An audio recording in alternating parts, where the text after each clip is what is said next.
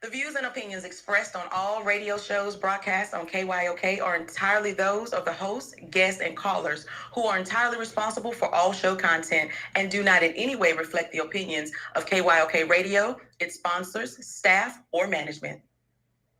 When you walk out on that field today, ask yourself this question. What time is it? Game time. What time is it? Game time. What time is it? Game time. What time is it? Let's go, Reavers! Reavers! Reavers! Reavers! Let's go to the house! Let's go to the house! When I step on the field, I send one message. This is what it feels like. This is what it feels like. Football is getting hit. That's it. It's simply football now. What time is it? Game time. What time is it? Game time. What time is it? Game time. What time is it? Let's hunt now. Let's hunt now. Let's go. Let's hunt. Danny Dogs in the house. Talking about the Jets like we're talking about the Saints. You know, all this hollering, we the Miami Heat of football. Yeah. The bottom line is you got to book him with the chin strap. Instead of accent. Yeah. Don't disrespect the game like that. There's too much crying from him. He's a man. They can be hit just like this. He's a man. You already make the big money. He's a man. I'm proud of you step on the field, man. That's who I is. When I step on the field, I send one message. This is what it feels like. Oh, my bad. You had no work in my world. What time is it? Game time. What time is it? Game time. What time is it? Game time. What time is it? Let's go. Let's go, boy. Let's go. Fever. Let's go to the house. Let's go to the house. It's a wrap. Game over. All right, no, game is just getting started right here on the lunch break on the legendary KYOK and the all-new 92.3 FM. We are streaming live on the legendary KYOK. That's kyokradio.org. You can get us anywhere in the world, and we got listeners all over the world, and we thank God for that. You can also get us on social media. We're on YouTube, we're on Twitch, we're on Twitter, and other platforms. So thank you for finding us wherever you can. For our faithful listeners on AM 1140, thank you. And for our listeners on 92.3, thank you. We got it. It is Winning Wednesday. It's the day before the holiday. I wanted to come on and make sure that we got the latest in sports, and we have to announce the winner of this week's Lunch Break Weekly, Keeping Up with the Joneses Pick'em Challenge. And for the last couple of weeks, it's been tough, man. 7-8 wins was about all that got it done over the last couple of weeks. But this week, it was almost back to normal. 11 wins, 12 wins, you name it. They were getting them in. So we will announce that winner today. And, of course, we're going to be talking about winning. T. Barnes, I see you there over in North Carolina. Keith Hennick, I see you up in the state of Texas. So, again, we appreciate you tuning in from wherever you're tuning in. T. Barnes is on Twitch. Keith Hennick is on the book. So, again, wherever you're reaching out to us, thank you so much. Of course, we're going to talk to our sponsor today, Butterball Turkey. Tomorrow is the day, but they're going to let you know today, if you are last minute, how you can make sure it does not go wrong. If you are last minute, they're going to let you know how to make sure it does not go wrong. So if you are responsible for the turkey, don't panic, don't fret, don't worry. Butterball Turkey, the undisputed heavyweight champs of turkey, they're going to be on here live to let you know how to get it done so that everything goes well tomorrow. So that's what we got lined up for today. Of course, we're going to talk about a lot of winning. We're going to talk about the NFL lineup for tomorrow and this weekend. So we'll do that. We'll talk about the big matchups in college football this weekend. None bigger than Ohio State, Michigan. Now, I know everybody talks about some of the bigger matchups in other areas, Bedlam, Oklahoma versus Oklahoma State. UT doesn't have that kind of matchup anymore. Used to be UT A&M, but it ain't the same with what they got going on now. The Iron Bowl, Alabama, Auburn, Georgia and Georgia Tech, not what it used to be. On the basketball side, there's still nothing bigger than Duke and North Carolina. Nothing bigger than that. Baseball, the Yankees and Boston. That's always a good one. But this week, man, I like what the Ohio State folks call it. It's Ohio State versus the team up north. That's what they call them. And as a Spades player, as a good Spades player, I can relate with that because I told somebody the other day, I put us and next.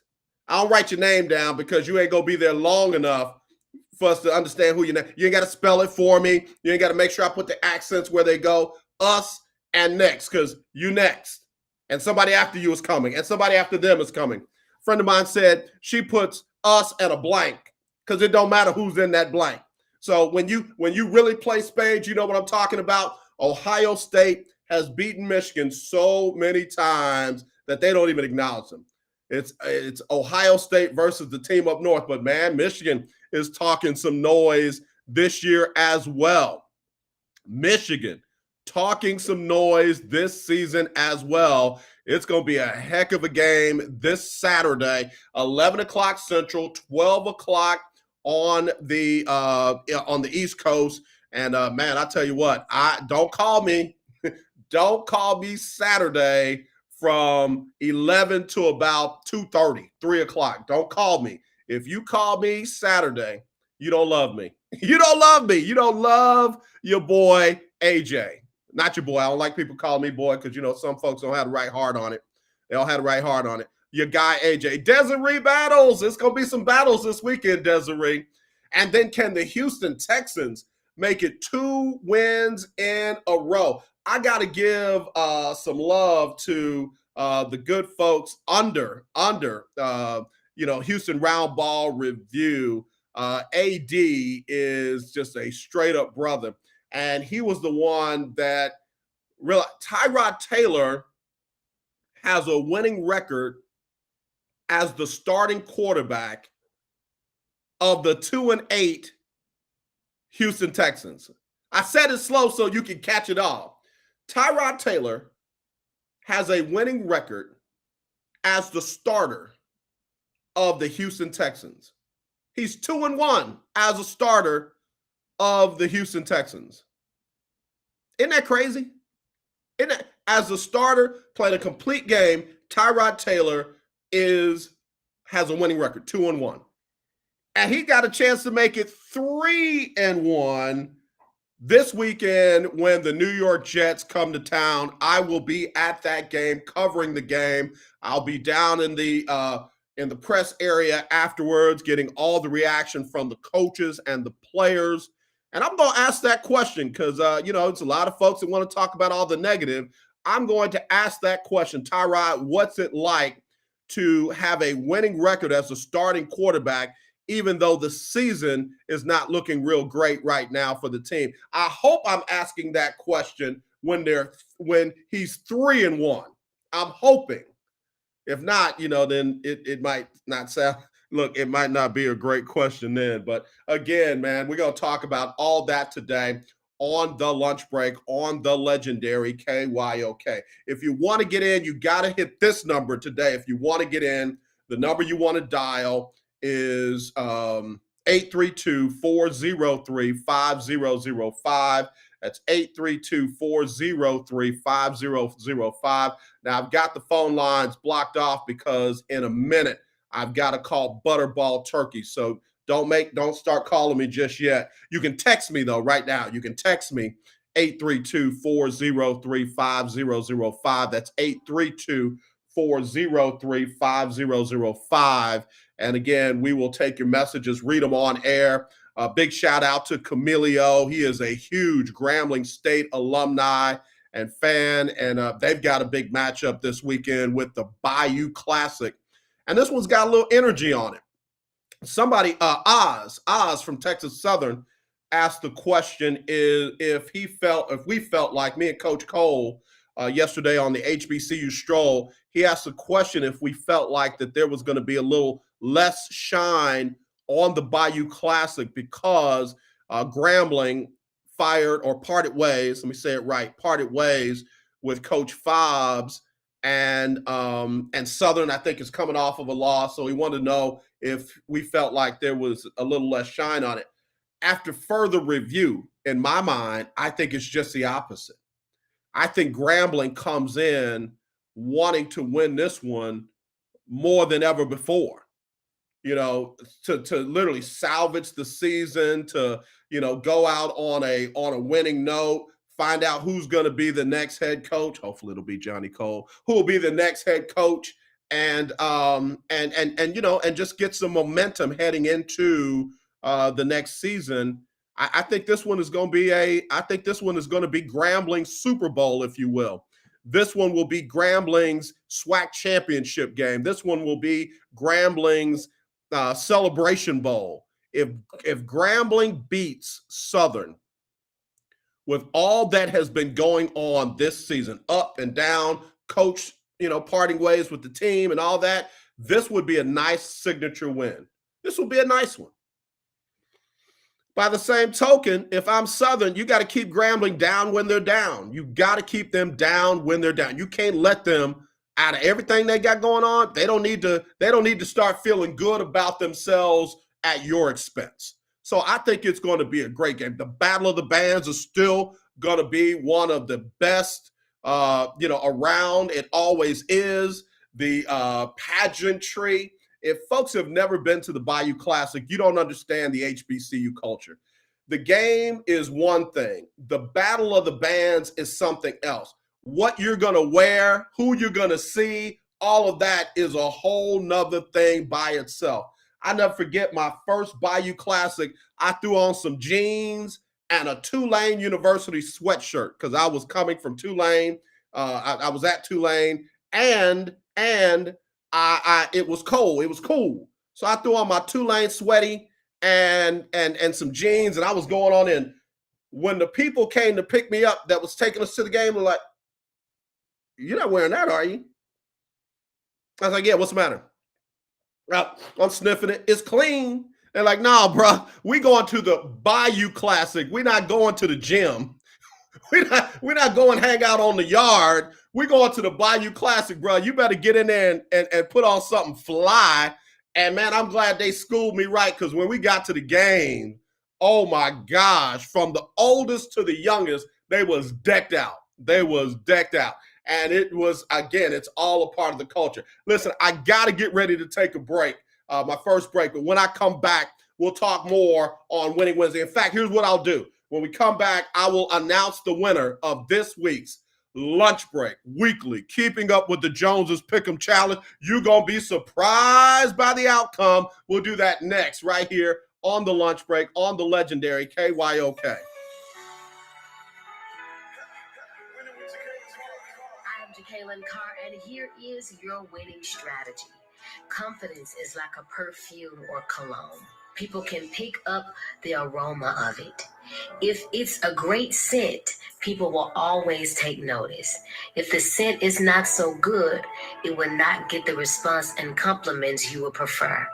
People listen and give more feedback when they are talking and dealing with a person who carries a demeanor of confidence.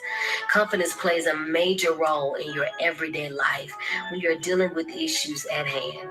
Your confidence is apart from you knowing who you are and acting out of boldness. When you walk in confidence, it helps you to not walk outside of what God has spoken over your life. Confidence allows you to rest in God's peace, knowing that wherever He has you and wherever He takes you to, you will prosper there. All right, that is our winning strategy from none other than Jacqueline Carr right here on the Lunch Break on the legendary KYOK and the all-new 92.3 FM. We're streaming live on kyokradio.org. We're also on Twitter. We're also on Twitch. We are on YouTube and other social media platforms. If you want to get in today, got to hit me up on the Celly, 832-403-5005. That's 832-403-5005. Or you can email aj@kylksports.com, aj@kylksports.com. Big shout out again to T Barnes, Desiree Battles, and others. All right, Sam just hit me up. He said, bruh, you ain't lying about the culture at the Bayou Classic. I did the same thing. I walked out there in some sweats, and it was a nice little sweatsuit, but I was underdressed at the Bayou Classic. I never made that mistake again. By the way, who you think is going to win? Will my Bears get a win tomorrow? Sam, that's interesting, number one, because down there in New Orleans, the school that I'm wearing right now, Xavier University, Louisiana, not Xavier, Ohio, but Xavier University, Louisiana, did a lot of recruiting up in the Chicago area. A lot of young people from Chicago at Xavier University of Louisiana. So, Sam, I hear you. But if you're not from the area and you're not familiar with the Bayou Classic and what have you, then you'll get down there and you'll be just dead wrong. You'll be down there. So, again, like he said, nice sweatsuit.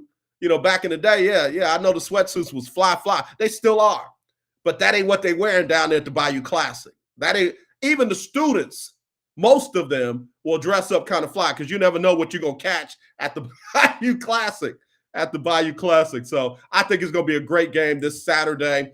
I'm almost ready to make my prediction, but not yet. I'm going to make it before the show is over. All right, let's go ahead and do it now. Lunch Break Weekly, keeping up with the Joneses Pick'em Challenge. If you're not familiar with it, let me get you hip to it. It is where you get a chance to pick every week who you think is going to win the Thursday games, all of the Sunday games, and then the Monday night game. And you got to throw in the exact final score of the Monday night game. Can't round it off. Can't just give me the total. You got to give the exact final score of both teams for the Monday night football game. All right. And then you send those to me at aj@kylksports.com, aj@kylksports.com, or you text them 832-403-5005. And you got to do it by Thursday. And I'll tell you when I got to have them for tomorrow because, I got to have them early tomorrow.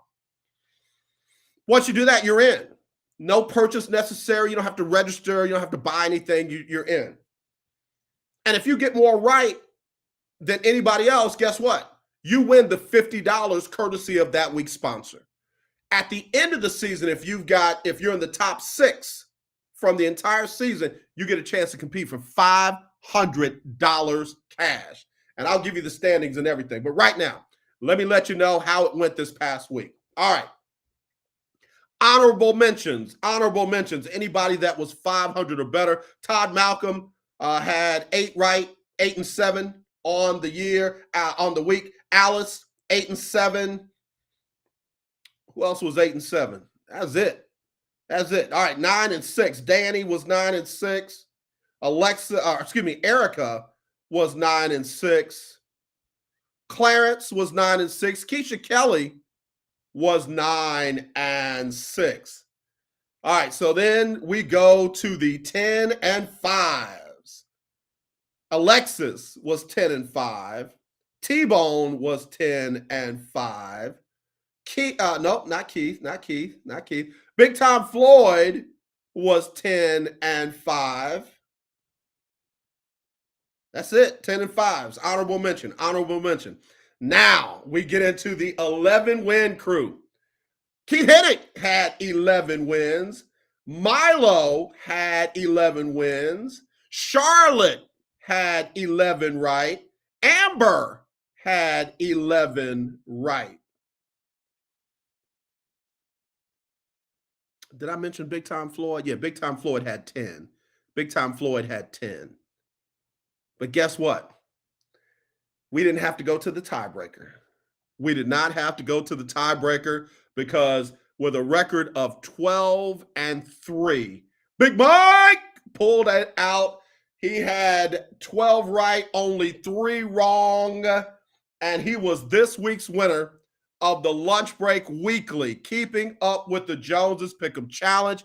He won $50 courtesy of the Sports and Wellness Doc, Dr. Alexia McClurkin Johnson. I mean it. If you need your back adjusted, if you need just good deep tissue therapy, if you need B12 injections, if you need other vitamins intravenously, if you need weight loss management, you want to call the Sports and Wellness Doc. Her number to dial is 832-844-1754. That's 832-844-1754. The address 2636 South Loop West, Suite 105, Houston, Texas 77054. And be sure and tell Dr. McClurkin Johnson that AJ and the Lunch Break sent you. She will take good care of you. Clarence and his wife went over there and saw her. I think they made an appointment to go back. So she is the sponsor of this week's $50. Big Mike got the win. And again, 12-3 got it done. A lot of folks were 11-4. Few folks were 10-5. Some folks were 9-6. And a couple of folks had 8 wins. But 12-3, Big Mike got it done. With that being said, let me give you the standings. Right now, tied for number 1, Big Time Floyd and Amber. 4 off the lead at number 3 are Chi-Town and Delano.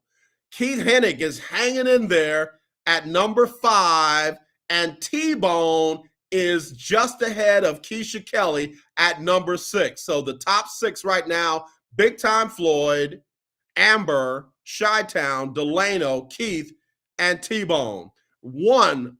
Just one win off the lead is off the top 6 is Keisha Kelly. Alexis is a couple of off. Milo is right there. George Griffith is right there. Charlotte is still in the running. Todd and Alice, CJ, Ferdinand, Emmanuel, and Big Mike are close. Got to pick well for the rest of the week. Got to pick well for the rest of the weeks. All right. So congratulations, Big Mike. He's already gotten his $50 courtesy of the Sports and Wellness Doc. All right. Let me take a quick break. In fact, I'll give it a minute. I'll give it a minute before I take my break. Let me do this, because when I come back, I want to have Butterball. I want to have Butterball queued up and ready to go. They'll be calling it, or I'll be calling them so we can get them on the line. But here's what I want to say: the games tomorrow start at 11 o'clock Central. The Detroit Lions hosting the Chicago Bears at 11 Central. If you want to get in for this week's Lunch Break Weekly, Keeping Up with the Joneses Pick'em Challenge, what I need you to do is I need to have your picks, all of the Thursday games, all of the Sunday games, and then the Monday night game. I need to have them by 10 a.m. tomorrow morning. I know it's Thanksgiving Day. I know. But if you want in, I need to have your picks for all 3 Thursday games, all of the Sunday games, and then the Monday night game with the exact final score of both teams by 10 a.m. tomorrow morning. If you want to send them tonight, send them tonight. If you want to send them first thing in the morning, you just cannot send them in after 10 a.m. tomorrow morning. Again, give me all of the game winners for all of the games on Thursday, all of the games on Sunday, and then the winner for Monday night, plus the exact final score. If you have not played all season long, you can still get in. You could possibly win one of the weekly $50 prizes. You can text them to me, 832-403-5005. That's 832-403-5005. Or you can email them, aj@kyoksports.com. That's aj@kyoksports.com. And if you got more right than everybody else, you will win $50 care of our sponsor. If you're in the top 6 at the end of the season, you'll compete for $500 cash. All right. Okay, y'all. I'm going to get you a little bit of Sybil Wilkes and what you need to know. And then when we come back, we'll have our sponsor, Butterball Turkey. Here's Sybil Wilkes. It's Sybil Wilkes with what you need to know. Today is Wednesday, November 24th, 2021.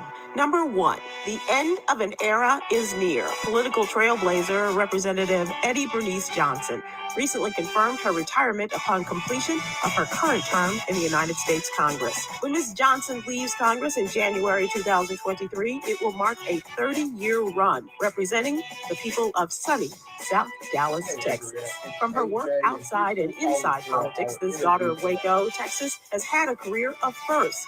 Although names of well-known African-American men are being named as possible successor, Congresswoman Johnson says her endorsed candidate will likely be a woman. Number 2, Key West wing aides have largely thrown up their hands at Vice President Kamala Harris and her staff. Interviews with nearly 36 former and current Harris aides, administration officials, Democratic operatives, donors, and outside advisors reveal a complex reality inside the White House. Many of the Vice President's circle are fuming that she's not being adequately prepared or positioned and instead is being sidelined. Number 3, coronavirus cases in children in the United States have risen by 32% from about 2 weeks ago. More than 140,000 children tested positive for the coronavirus between November 11th and November 18th. Though children are less likely to develop severe illness from COVID than adults, they are still at risk and can also spread the virus to adults. Number 4, a Texas school district said Monday that leaders were disturbed after a white high school student was recorded on video slapping a black teacher during class. The incident happened at a school in the Castleberry Independent School District in the Fort Worth area on an unspecified date. The district said that because criminal activity occurred, the district immediately turned this matter over to law enforcement. District leaders say they will also conduct their own investigation. Number 5, as it gears up to reimagine Black Friday as Black-owned Friday for a second year, Google has tapped T-Pain to be the face of a unique campaign representing 55 small businesses to potential buyers in a shoppable film. As viewers watch the interactive Black-owned Friday film soundtrack by a new song from T-Pain and Normani, items which appear to simply be a part of the decor are spotlighted as a pop-up. The list of items includes everything from books and artwork to hair and beauty products to food and beverages. Here's your daily inspiration from Yogi's Jewels. When you have good intentions, the universe conspires with opportunity. So inhale the good, exhale that bad. All right, that is Sybil Wilkes and what you need to know right here on the lunch break on the legendary KYOK and the all-new 92.3 FM. Without further ado, let me go on over to the undisputed heavyweight of Turkey is none other than Butterball. And here talking to us today is Susan. Susan, how are you doing today? Oh, I'm doing great. We are busy talking turkey. We're getting everyone ready to cook this season, and I'm happy to talk with you. Susan, we're happy to have you on. Now, here's the deal. Tomorrow is the day. And as sure as the sun came up this morning and the moon will be up later on tonight, somebody has waited to the last minute to thaw out their turkey. What do they need to do? They can certainly get it defrosted in time still for Thanksgiving Day. They're just going to simply put it in their kitchen sink, breast side down, keep it in the original wrapper, and fully submerge it with cold tap water. Change that water every 30 minutes. That's going to be your quickest, safest way to defrost it. And that takes about 30 minutes per pound. Okay. So that's not bad. If I've got a 15-pound turkey, 30 minutes per pound, that ain't bad. That can get done before tomorrow. Absolutely. So do it as long as you can today. You can put it back in the refrigerator tonight. You don't want to leave it soaking in cold water overnight just in case the water drains out for whatever reason. So put it back in the fridge when you're sleeping, and then you can still start soaking in cold water again in the morning if you need to. If you need to. That's great news. Susan from Butterball Turkey is joining us here on the lunch break. Now, Susan, we're down here in the South. We're in Texas. A lot of people like to deep fry their turkey. One of the key things they have to make sure that they do is to thaw it out completely before they drop it into that hot pot of grease, right? Absolutely. So get it completely defrosted, but also dry it real well. That's just using some paper towel, patting it dry really well on the outside, but also on the inside. Just make sure there aren't any leftover ice crystals inside the cavity. But then you're fine to go ahead and start frying it. And it's a great way to do it. We do a lot of them up here as well. Oh, that's great. I appreciate hearing that. I thought that was just a Southern thing, but that thing has gone a little bit north as well. Now, Susan, you all have great recipe ideas on your website. In fact, your website is completely amazing. Tell folks about some of the things that they will see if they go to butterball.com. Absolutely. So there's some great how-to videos on there, and they're just quick, like 20-second videos to answer some of more of the common questions. So how do I thaw? How do I roast it? How do I carve it? So that's a great reference. There's a recipe section that has so many great recipe ideas, especially for leftovers. And there's ways to reach us other than the phone. You can reach out via email or send us a live chat through the website as well. Susan, Butterball Turkey, joining us here on the lunch break. I'm glad you mentioned that. I get a lot of questions in between our interviews about how to carve a turkey. In fact, I know I got one last week. A young man has been asked to carve a turkey in front of a group of family that he's meeting for the first time. He's going with his girlfriend. He's like, what do I do? Go to butterball.com, and there's a video that will walk you all the way through it, right? It certainly does. There's instructions, too, that come with all the Butterballs. There's a little insert that has all the preparation and thawing and how to carve on there. But, yes, seeing it also really helps. Make sure your knives are pre-sharpened. Nothing's harder than trying to carve a turkey with a dull knife. Well, now for us guys, and I'm sure there's some ladies out there that do this too, that once we eat that turkey, we'll take a nap or watch the game or whatever, and then we'll eat some of the leftovers. But after that, we push that bad boy in the refrigerator, or we'll, get bold enough to kind of separate it and put some in the freezer. How long can it last in the refrigerator and then in the freezer? Good question. So first you want to get them into the refrigerator within 2 hours after it came out of the oven. Once it's in the fridge, they're good for 2 to 3 days. Beyond that, like you said, put them in the freezer, and for best quality, you want to eat it within about 3 months. Okay. Now that's helpful. That's helpful, because there's been times I pulled stuff out of the freezer like, what was this? So Susan from Butterball Turkey really helping us out. Now, Susan, last question. You guys are going to be open tomorrow to help folks out like me who wait to the last minute or find ourselves in a pickle in the middle of the day. What are the hours, and what can folks expect if they call you tomorrow in need of help? Yep, there's 50 of us here. It's all hands on deck tomorrow. We're open from 6 a.m. to 6 p.m. That's Central Time. And we'll take any of the guesswork out, take any stress out, and just answer any question you might have. I find that amazing, because most folks do just the opposite. When it's a holiday, they're closed and you're out of luck. But Butterball is so committed to, its customers and the turkeys that they make themselves available. What are the times that you are available tomorrow again? We are open from 6 a.m. to 6 p.m. and that's Central Time. And the phone number is 1-800-BUTTERBALL. You also have a number of folks want to text you. What's that number? Sure. That number is 844-877-3456. Susan, you guys are just amazing. I mean, it's a sports talk show. We call it The Lunch Break, and I have dubbed you all the undisputed heavyweight champs of turkey, because that's exactly who you are. Oh, we love it. We love talking turkey here. And working on Thanksgiving is actually the most fun. You just get to talk with so many different callers and just be a part of so many different Thanksgiving. So we'll look forward to everyone's call. Well, Susan, you take care, and we will be talking to you again real soon, okay? Sounds Sounds great. Thank you, and happy Thanksgiving. Same to you. Same to you. Susan from Butterball Turkey. Y'all know we are committed to our customer, our sponsor, Butterball Turkey. They give us these gift certificates to give away. Here's what I want to do right now. Let me unlock the phone line because I wanted to keep it blocked off so nobody called me right in the middle of Butterball Turkey. Butterball Turkey normally gives us $25.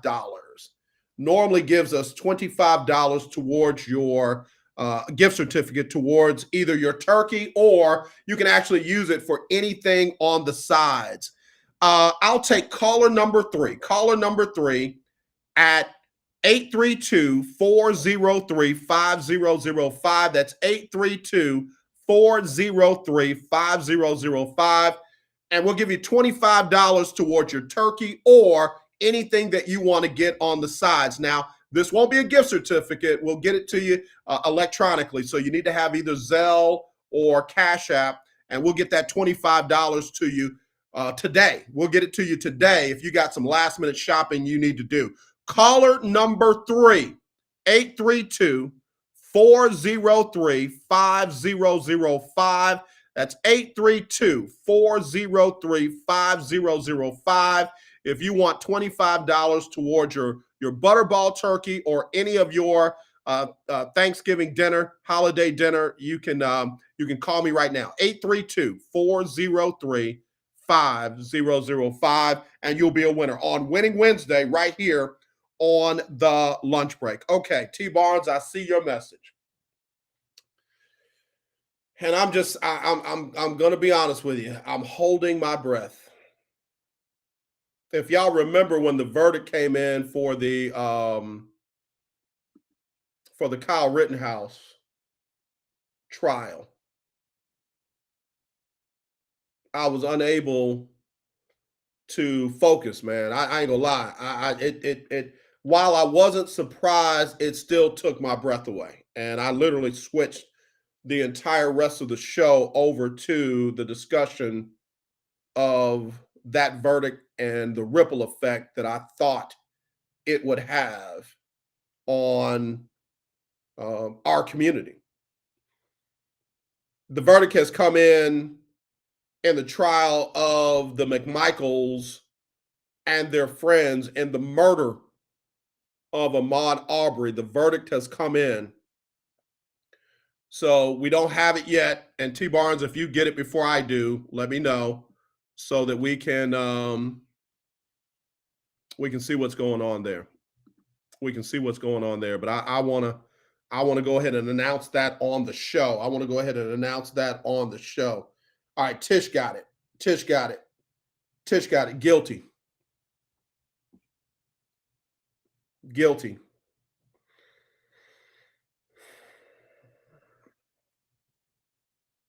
The McMichaels and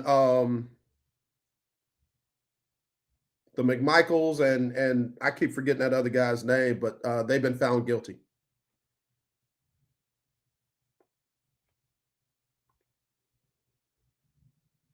Just kind of trying to read here and see what I've got. Travis McMichael, Gregory McMichael, and William Roddy Bryan Jr. have been found guilty in the murder of Ahmaud Arbery.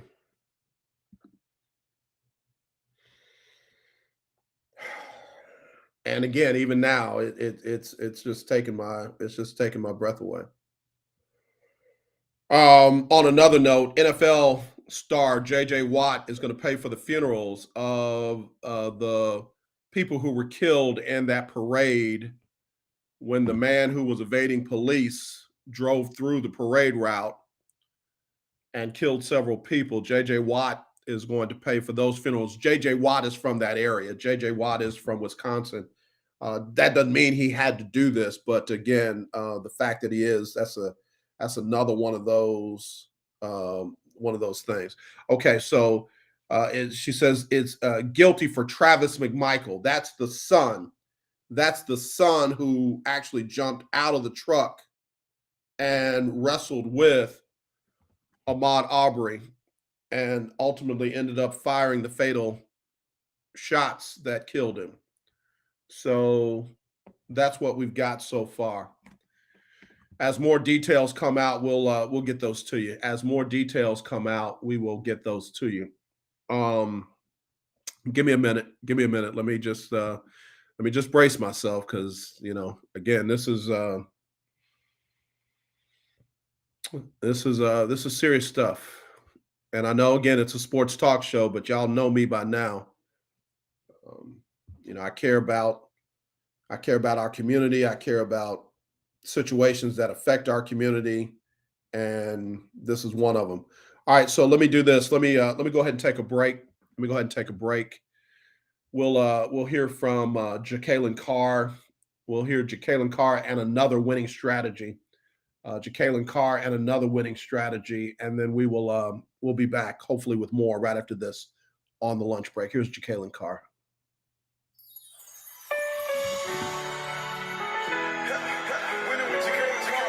I am Jekalyn Carr, and here is your winning strategy. I often tell people that great is not something that you become. Greatness is something that you already are. Many times we shelter our greatness with the things that are on the outer surface. But to reach your great points in life, you've got to dig deeper. On the surface, you cannot find the diamond, but when you dig past the upper layer on the ground, diamonds shine. You uncover the hidden treasures that eyes have not seen, nor ears have heard. You unravel the things that will make you win. Pull off the mask of excuses and allow the caterpillar that has been locked up in you to transform into an amazing butterfly. All right, we're back on the lunch break on the legendary KYOK and the all-new 92.3 FM. We're streaming live, kyokradio.org, streaming live, kyokradio.org. Getting some of the details right now. So jurors have found Travis McMichael guilty of murder for chasing and fatally shooting Ahmaud Arbery as he was jogging last year through a neighborhood in Glenn County, Georgia. McMichael now faces a maximum sentence of life in prison without the possibility of parole. The jurors convicted him of 1 count of malice murder and 4 counts of felony murder. He has also been indicted on 3 separate federal hate crime charges, which include interference with rights, attempted kidnapping, and using, carrying, brandishing, and discharging a firearm during and in relation to a crime of violence. McMichael pleaded not guilty to the federal charges. Now, from what I understand, the verdict is being read as we speak on the other defendants. And they're each facing 5 murder charge counts in the 2020 death of Ahmaud Arbery. So as soon as we get the other information, we will. I'll read those as well. But Travis McMichael has been found guilty of murder. All right. Oh, man. Okay. If you've got comments, hit me up. 832-403-5005. 832-403-5005. That's 832-403-5005. You can also email me, aj@kylksports.com. aj@kylksports.com. All right. FC, AJ, do you feel like this is a message of justice? All guilty.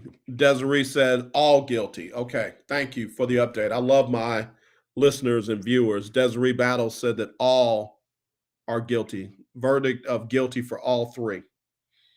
To FC's question, do I think this is a statement of justice? I don't think this is any kind of vindication for the culture or for people of color. I think that the jury looked at the evidence in this case and followed the laws in the state of Georgia And they made that decision based on that case. I don't think that they sent any kind of message, that now people of color are going to get justice and vigilantism will be addressed in the courts of law. I don't think that message has been sent, because just days ago, we saw something totally different.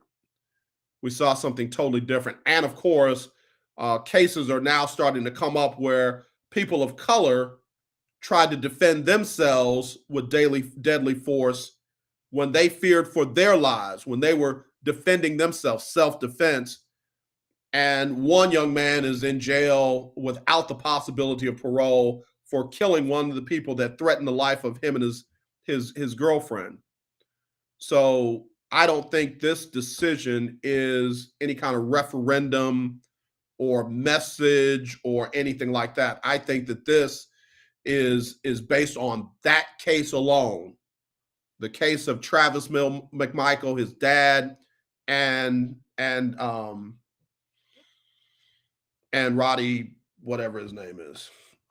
They'll know his name in prison. They'll know that. I don't need to know his name. They'll know his name in prison. I know the name of Ahmaud Arbery. I know the name of his mother. I also know the name of that defense attorney who talked about his long, dirty toenails. I know that. I know how they tried to paint this young man as the villain and not the victim. The court decided to not allow him to be called a victim after he was chased down and hunted like an animal, trapped, and literally had no other recourse but to try to defend himself. Self-defense, try to defend himself. That's self-defense. Only to be shot and killed.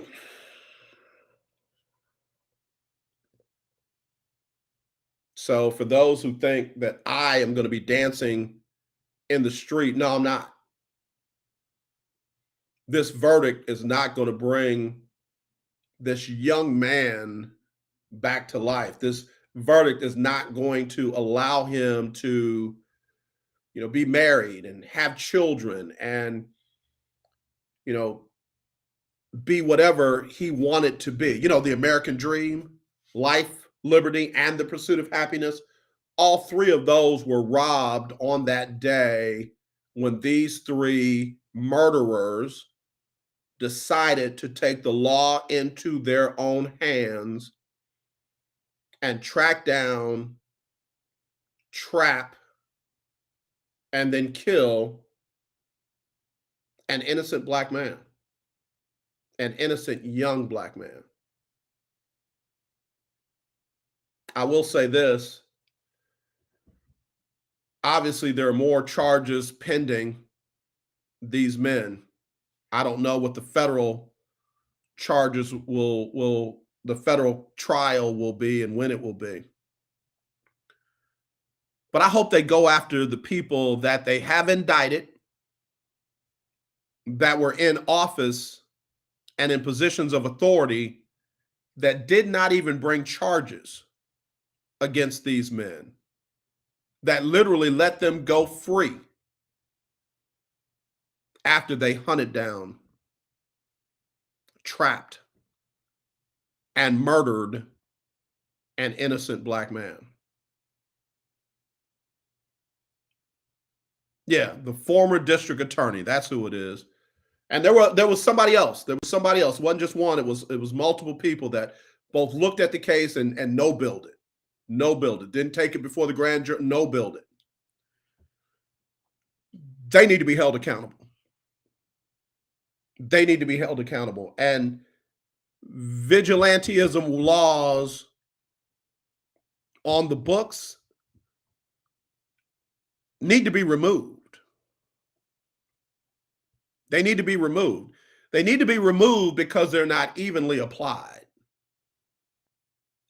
I see a white man, boy or girl, woman, doing something that I think they don't need to do.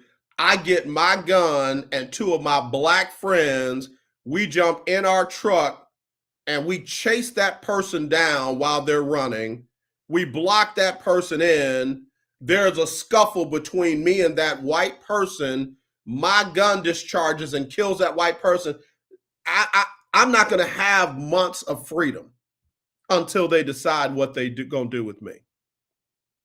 I'm not going to have that luxury. I'm going to be in jail for murder. It's not evenly applied.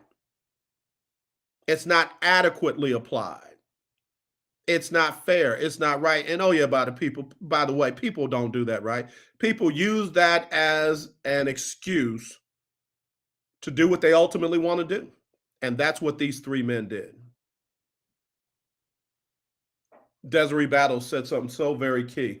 This is why we have to be very strategic when voting the people in office. Exactly. I want to pull out the last little strands of hair that I have when I hear people talk about one name, the president. Oh, I thought the president was going to take it. I thought the president can't do anything without the help of Congress. So if you don't vote in midterm elections, if you don't vote in local elections, president can't do anything. But wish they can. That's it. So folks go, oh, well, I thought this president was going to fix everything. No, you didn't vote for the midterms. You didn't vote for the local government. You didn't vote for the governor. You didn't vote for the attorney general. You didn't vote for the people that actually make it literally impossible for a president to do anything against the things that need to be changed. But I digress.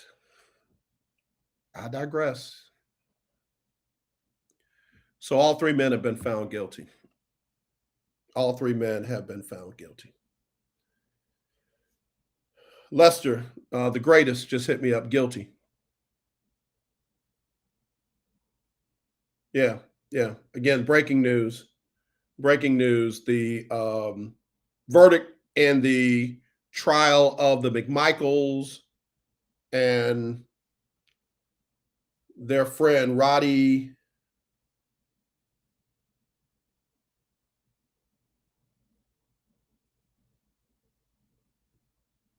Brian Jr., all three men guilty of murder in the killing of Ahmaud Arbery.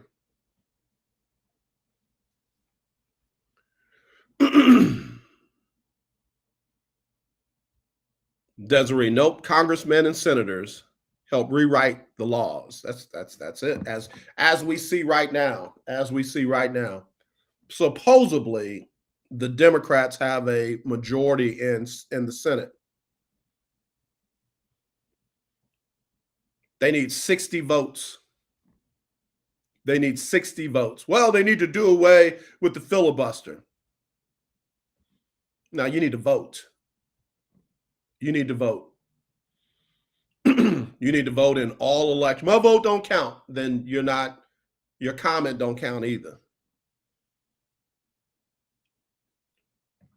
People died to give you that right. And if you've decided to just not use it, then let that be the case. But stop blaming everyone because you've decided to opt out of the entire process and sit back from a comfy area and blame one person, the president. Vote like your life matters, because it does. Again, all three men guilty of the murder of Ahmaud Arbery. A jury has found all three men charged in the killing of Ahmaud Arbery guilty of murder. Gregory McMichael, Travis McMichael, and William Roddy Bryant Jr. were charged with malice and federal murder in the death of Ahmaud Arbery. Arbery was jogging in Brunswick, Georgia, when he was fatally shot in 2020. The judge polled each juror on the verdict after it was read. The judge polled each juror, and all jurors answered yes.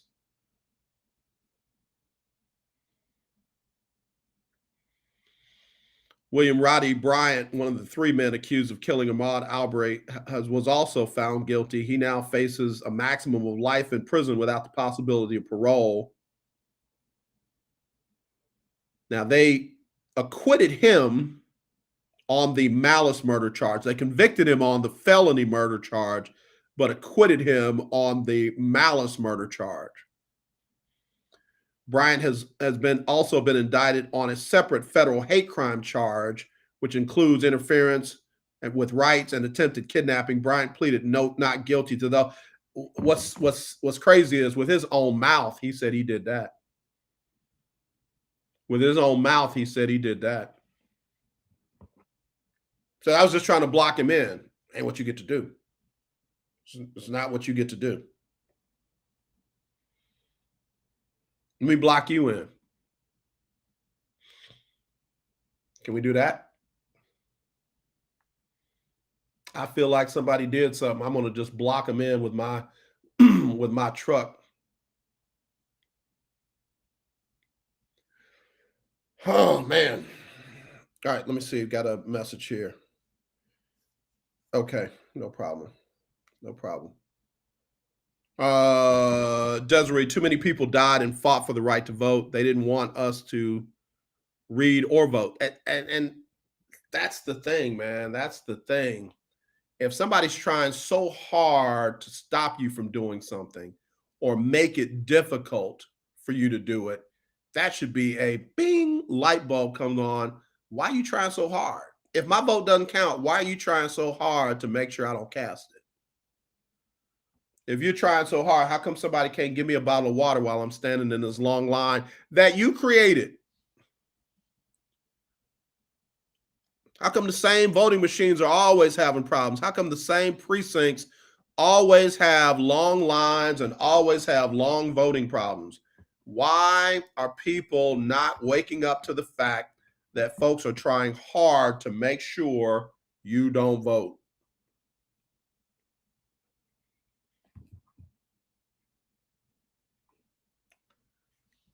I wish people would just say, listen, I'm not voting, but you go ahead and do what you got to do. Instead of feeling like it's your duty to make sure nobody else votes. What's the sense in that? So everybody stays home, somebody gets elected that don't care, and you just like, all right, good, we got them. We won. And then we complain for 4 years about the people in office that are doing what they want to do, that we allowed them to do because we didn't vote. Now, I'm not saying anything wrong with protesting. Please don't get me wrong. Nothing wrong with protesting. But man, you mess around and put some organized effort behind that and voting, and you vote in every election, school board, city council, mayor, governor, lieutenant governor, you vote in all of that. Judges, midterm elections, and presidential elections. Now, and do that consistently. Now you're doing something. Now you are doing something. All right, I got to get ready to hit the top of the hour. I was going to do birthdays, but let me let this marinate for a second. Again, if you want to get in, you want to talk about the verdict. If you want to talk about the verdict of the three men convicted of murder of Ahmaud Arbery, you can hit me up, 832-403-5005. That's 832-403-5005. You can text me, same number. You can email me, aj@kylksports.com. That's aj@kylksports.com. Breaking news again for the hour.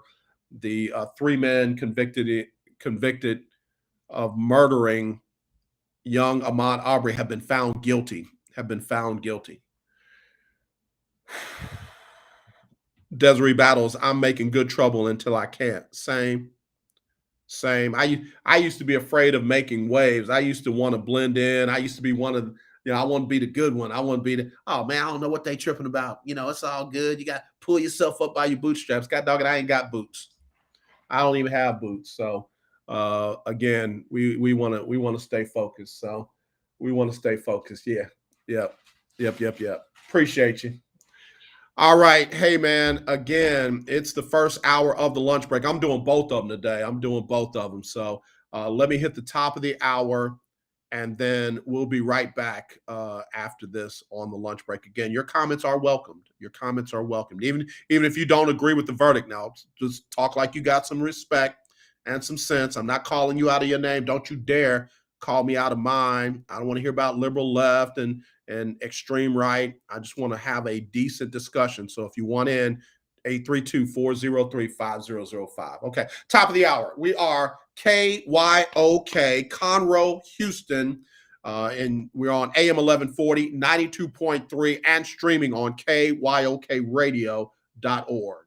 The views and opinions expressed on all radio shows broadcast on KYOK are entirely those of the hosts, guests, and callers, who are entirely responsible for all show content and do not in any way reflect the opinions of KYOK Radio, its sponsors, staff, or management. When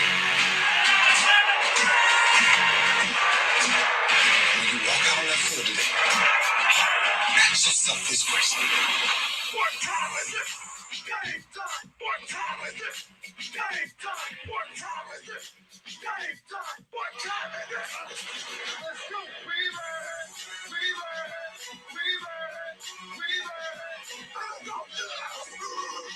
I'll go to the house. When I step on the field, I send one message. This is what it feels like. This is what it feels like.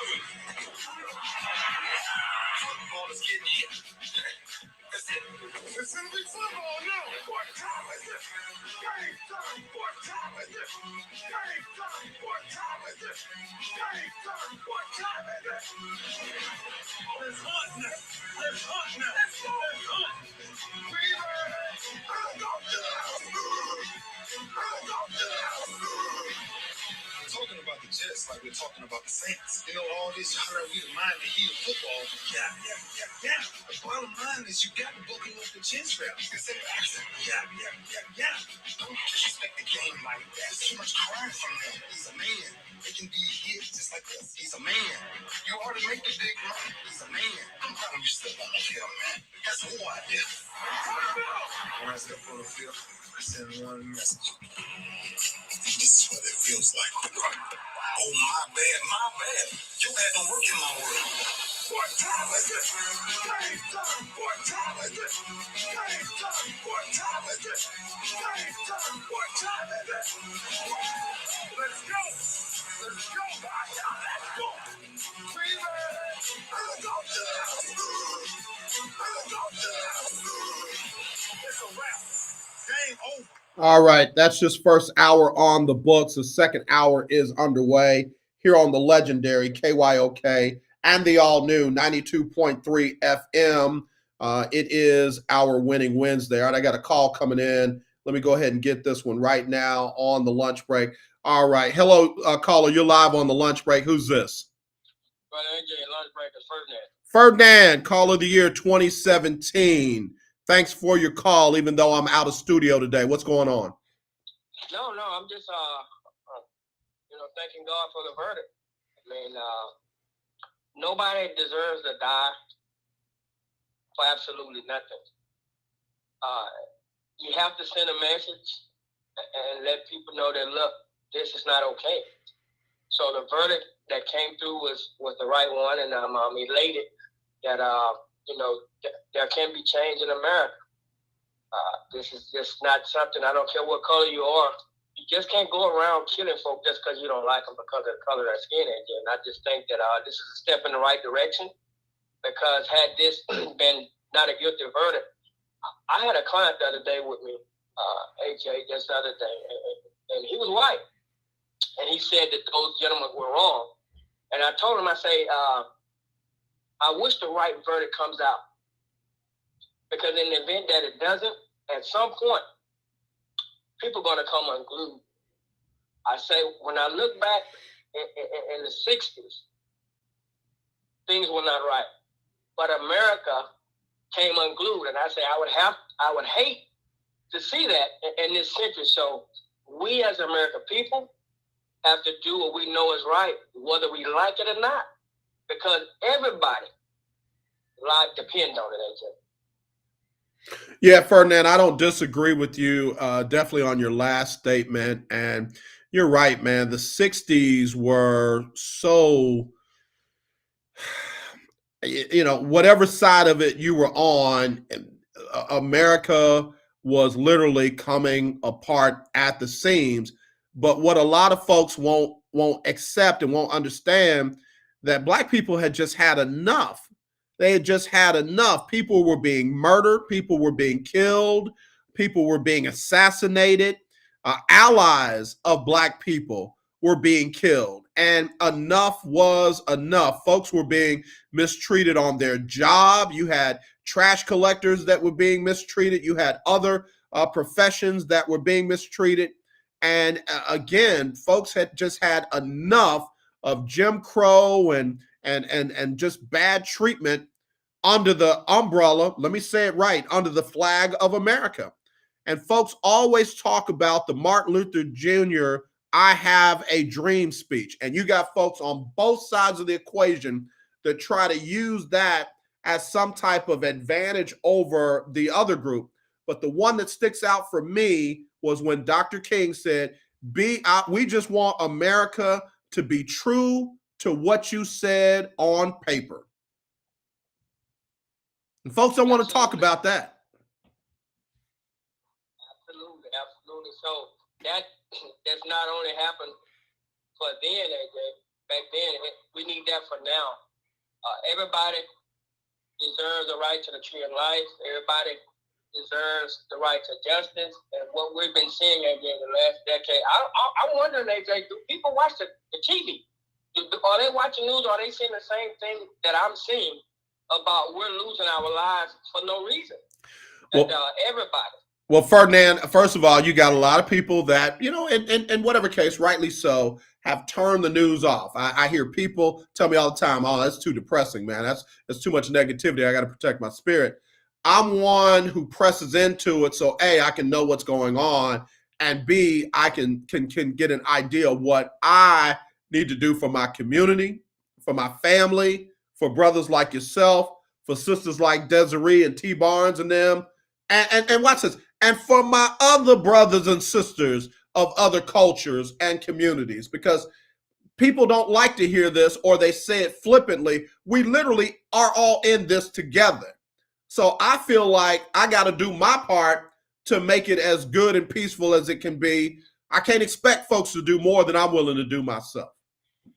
Well, no one can afford to turn a deaf ear, AJ. Because look, it may not happen to me or you, to our kids and our generation, but those ones that turn a deaf ear, we have family members. Yeah. Your family members go to Walmart. Yeah. They go to church. So it's imperative that you know what's going on, because trouble will find you.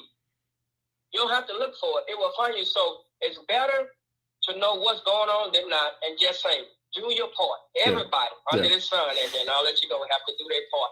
And making this a better community in which God allowed us to come live in. Yes, sir. Happy Thanksgiving. Happy Thanksgiving. You too, brother. Have a good one, Ferdinand. God bless. All right. Ferdinand, caller of the year 2017. Again, if you want to get in, the number to dial is 832-403-5005. That's 832-403-5005. GT, AJ, I know you are not celebrating the verdict, but do you think it was the right verdict? I do think it was the right verdict. I'm not celebrating it because, again, Ahmaud Arbery is gone. That mother is grieving. She's got some peace in the middle of her tears. I do. I pray for the McMichaels and Brian, Roddy Brian and his. I pray for their lives. I do. But this is something that, man, I just wish they'd have made the right choice in the first place. If they felt like Ahmaud Arbery had done something wrong, then call the police. Oh, well, the response time was slow in that area. So what? The response time being slow means you get your gun and you go chase a human being down like an animal, and you corner him and then you make him have to struggle for his life? No. Listen, I tell people all the time, if you ask me something, wait for the answer. That doesn't, my slow failure to respond doesn't mean, yeah, go ahead and do it. Oh, I had to make a business decision. Now you're stuck with the business decision consequences. They made a decision. It was the wrong one. And now they're possibly in jail for the rest of their lives. How'd that work out? I've fired people who, well, you didn't respond, so I decided I had to do what I had to do. Okay, good. Go do that. What do you mean? Go do that in your business, because you can't do that here in mine. Oh, so now I'm in trouble because you didn't respond. No, I was thinking about it. And since you needed my approval, you should have waited on it. If I wanted you to go ahead, I would have said, go ahead. We'll figure it out later. These men are in jail because of their actions, not Ahmaud Arbery's. They're in jail because of their decisions.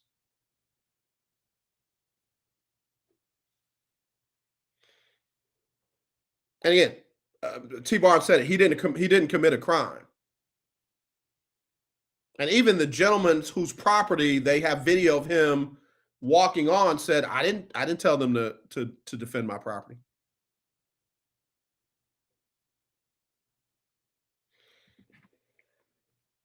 So yes, GT, thanks for the text message. Got several more. What's up, Randy? How you doing? Randy says, man, I don't know what would have happened if the verdict had gone the other way. I don't even want to think about it. I'll just speak from my mental psyche. I don't know if I'd have been okay. Because how much more do we have to take as Black people? When will Black people ever get justice? Consistently.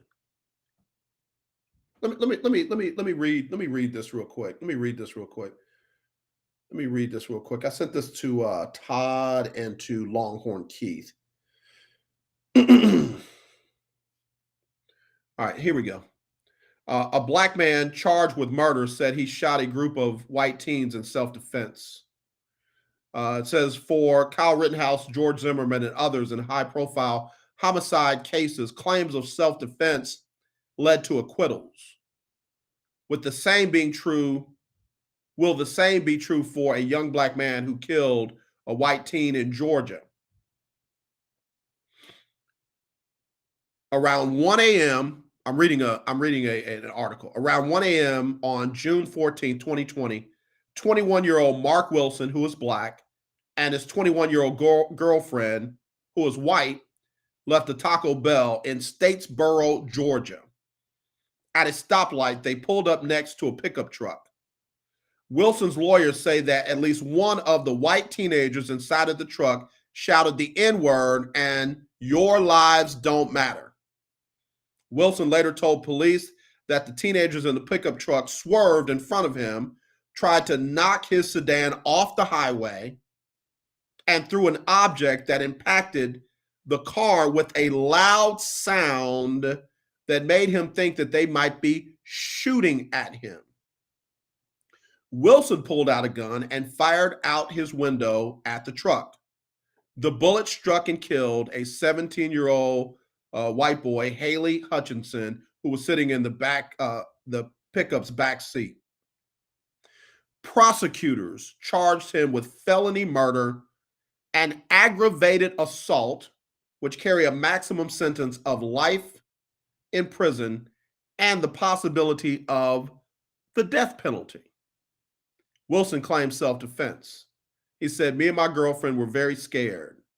Everything going on in this country, I'm not going to let me and my girlfriend get run off the road.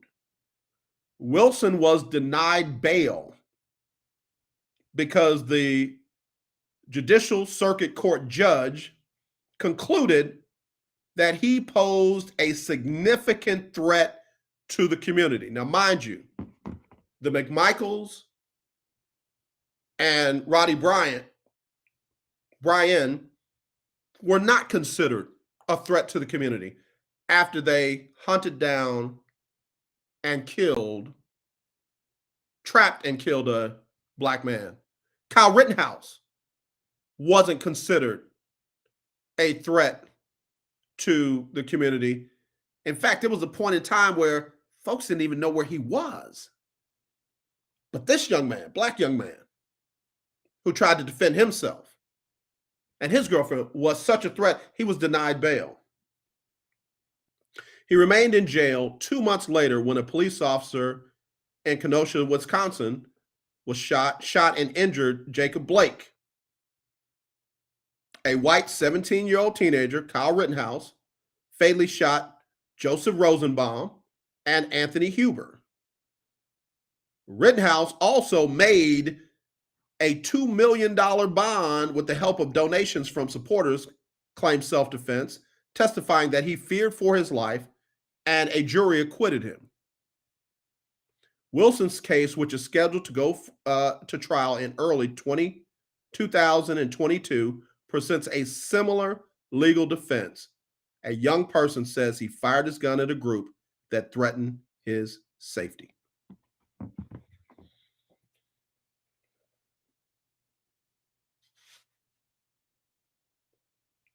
I don't see the same energy. I don't hear the same groups claiming self-defense. I don't see the judge giving this young man the same kind of treatment that Kyle Rittenhouse got. That's why we're tired. That's why we say we can't breathe. Let me take a break. Let me give you the latest winning strategy from Jekalyn Carr. We'll be right back right after this on the lunch break.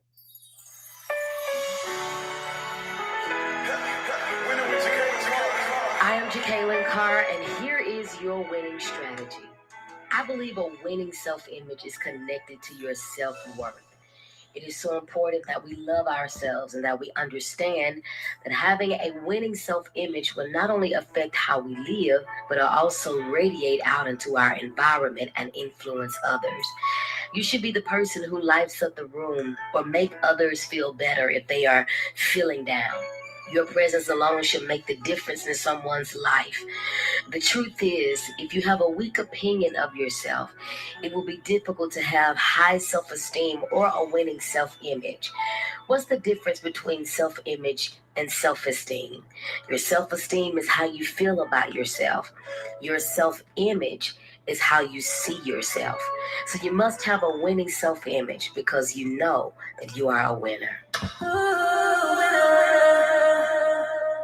All right, y'all, we're back on the lunch break on the legendary KYOK and the all-new 92.3 FM. Okay, AO, I'm just doing initials. AO says that story you just read was heartbreaking. It'll be interesting to see the outcome. I again, not trying to control your words. If it's interesting to you, I get it. This young man's on trial for his life that he was already afraid was going to be taken on that fateful night. So now he's got a fear for his life again, and this time he can't do anything about it. He's got to sit there and hope that the judge and the jurors and that his attorney will do the best and the right thing. So I'm going to be praying for him. T. Barnes, recently my husband and I were on a Saturday morning outing. We were on a country road where we live. We decided to pass a truck that was going really slow. As we went past, the truck sped up and tried to run us off the road. We would have been wrong if we had fired to protect ourselves from being, or would we have been wrong if we had fired to protect ourselves from being run off the road? Or would we have been arrested for even firing a warning shot?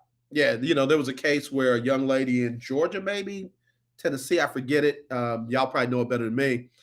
Fired a warning shot into the roof of the house because her husband was abusing her, and she finally got to a weapon and tried to end the abuse.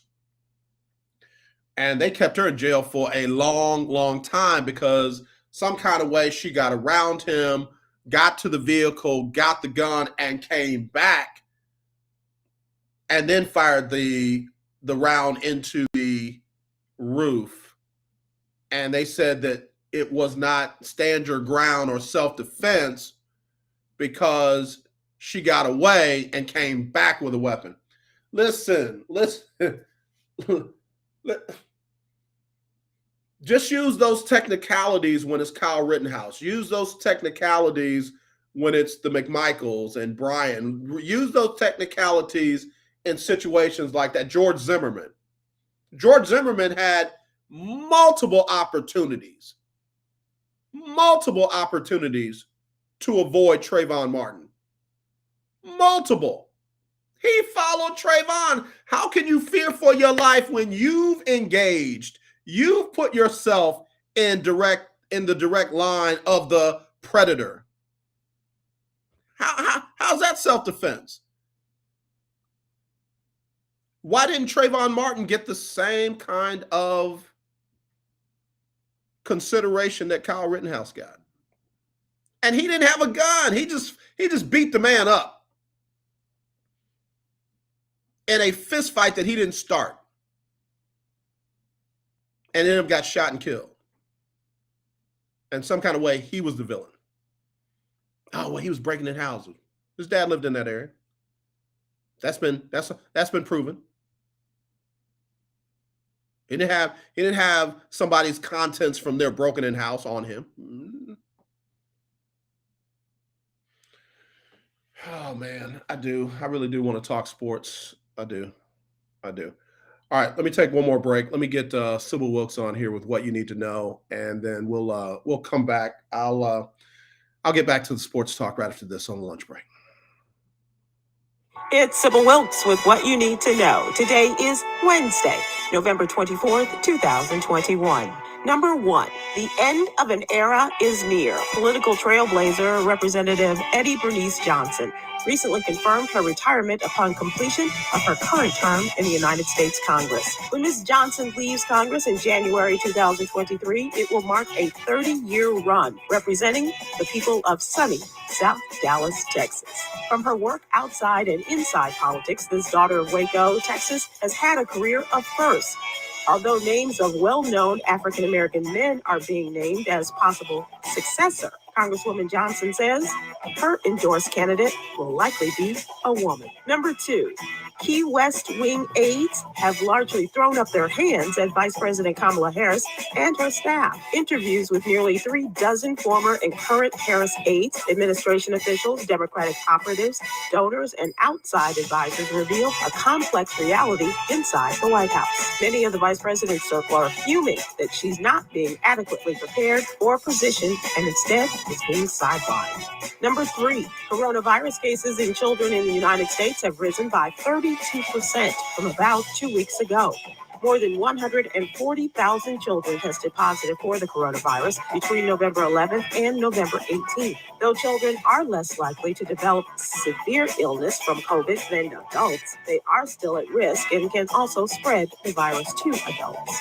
Number 4, a Texas school district said Monday that leaders were disturbed after a white high school student was recorded on video slapping a black teacher during class. The incident happened at a school in the Castleberry Independent School District in the Fort Worth area on an unspecified date. The district said that because criminal activity occurred, the district immediately turned this matter over to law enforcement. District leaders say they will also conduct their own investigation. Number 5, as it gears up to reimagine Black Friday as Black-owned Friday for a second year, Google has tapped T-Pain to be the face of a unique campaign representing 55 small businesses to potential buyers in a shoppable film. As viewers watch the interactive Black-owned Friday film soundtracked by a new song from T-Pain and Normani, items which appear to simply be a part of the decor are spotlighted as a pop-up. The list of items items includes everything from books and artwork to hair and beauty products to food and beverages. Here's your daily inspiration from Yogi's Jewels. When you have good intentions, the universe conspires with opportunity. So inhale the good, exhale that bad. Join me today live on YouTube and Facebook at 7 p.m. Eastern, 6 p.m. Central with Stephen Hill, Myra J., and activist Quinn Townsend Riley as we discuss today's top headlines and more. Thank you to our What You Need to Know partners, the Black Alzheimer's Brain Study at the University of North Texas Health Science Center at Fort Worth, and Alpha Kappa Alpha Sorority Incorporated, and the American Heart Association. To subscribe to my free daily newsletter, please visit SybilWilkes.com. Be informed, be empowered. All right, thank you very much. There's Sybil Wilkes and what we need to know today. All right, let's just get back to this. I got a lot of messages coming in. Yeah, T, thank you. Thank you for realizing that. She said, so let's go back to sports. This is getting heavy for me. It is. It is. In fact, I just had a couple of friends and accountability partners checking on me. So I appreciate it. I know most folks just want you to entertain. They just want you to, just shut up and play sports, man. Just shut up and talk sports. I don't come here for your little mental health issues. If you're not tough enough, get out of the kitchen. Yeah, mental health is everywhere. In fact, if more of the folks trying to dictate what other people should or shouldn't do about their mental health would address their own, we'd probably be in a better position. So, but again, thank you, T. Barnes. I appreciate you as always. That's one of my oldest, dearest friends right there. So I do appreciate her. Again, we want to congratulate Big Mike for winning this week's Lunch Break Weekly Keeping Up with the Joneses Pick'em Challenge. He won $50 courtesy of the Sports and Wellness Doc. You can go to sportsandwellnessdoc.com. That's sports and wellness doc.com. And be sure and let Dr. Alexia McClurkin Johnson know that we sent you. Big Mike got $50 courtesy of her. If you want to get in for this week's, and you don't have to play week through one, from 1 through 11, you can get in this week and compete for the weekly $50. All you got to do is give me your picks from Thursday, all of the Sunday games, and then the Monday night game. Who you think is going to win?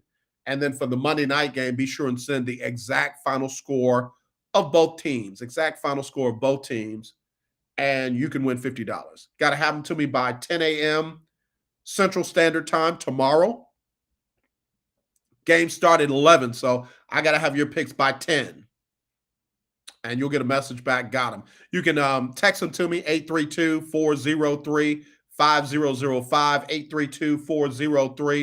832-403-5005, or you can email them, aj@kyoksports.com. That's aj@kyoksports.com. All right, let me go through those games real quick. We'll talk about these games and what have you. T. Barnes, man, I was disappointed that the Panthers didn't pull it out against the former guy, Washington football team. A lot of folks took exception to Cam and how he reacted when they were up, and then they ended up losing that game. Again, I'm not going to crucify Cam Newton. I'm not going to bury him. I wish he had not done that. But at the end of the day, he played well. Dude's been out of football for how long? 10 games, 9 games, been out of football, but he's still come back and he's playing better than Sam Darnold. Period. No further discussion there. All right, let's deal with these games tomorrow. The early game, the Bears at the Detroit Lions. I hate to say it. If Detroit don't win this one, they might not win any of them. And it's hard to do that. It is hard not to win any of them.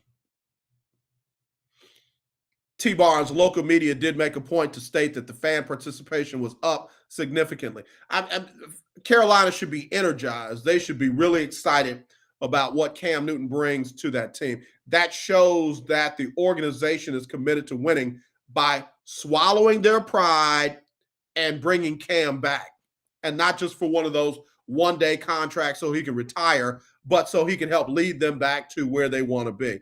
All right. So, yeah, I'm glad to hear that the local media is made that observation. I've got the Bears over the Lions. Right now, the Lions are a 3-point underdog at home. If they don't beat the Bears in this game, I don't think that they will.